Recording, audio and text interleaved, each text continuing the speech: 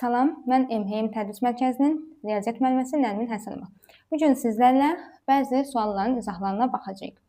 Deməli, bizə belə bir funksiya verilib və bu funksiyanın qrafiki absis oxunu x bərabərdir -3 nöqtəsində və ordinat oxunu y bərabərdir 3 nöqtəsində kəsməyi verilib və bizdən p çıxılsın q fərqini tapmağımız istənilir. Bilirik ki, funksiyanın qrafiki absis oxunu x bərabərdir -3 nöqtəsində kəsilsə, deməli, y bərabərdir 0 tənliyini həll etmiş olacaq. Onda, verilmiş funksiyada x-in -3 qiymətini yerinə yazaq.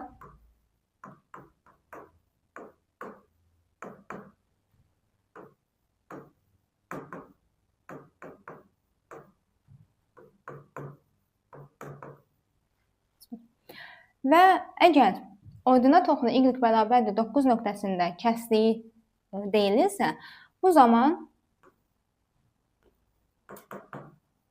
x bərabərdir 0 yazmış olacaq. Yəni, verilmiş funksiyada x-in 0 qiymətini yazaq yerinə.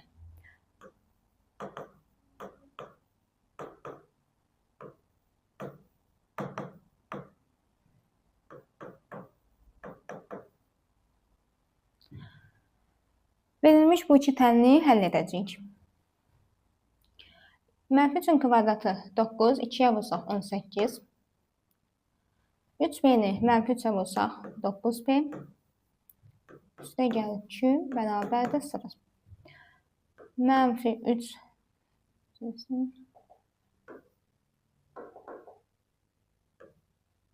-9p üstə gəlir q bərabərdir -18-ə. Belə bir bərabərlik aldıq.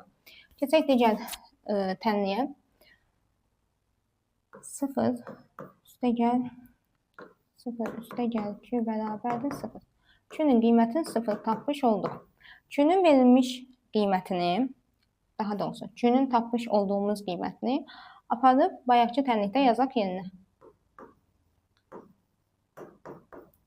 Bərabərdir 18-ə. -9p bərabərdir 18-ə. P də bərabərdir -2-yə. Artıq P-imizin də qiymətini tapmış olduq. Bizə P çıx Q fərqini istəyir. P-nin qiyməti -2, Q-nin qiyməti 0. Cavab elədir -2.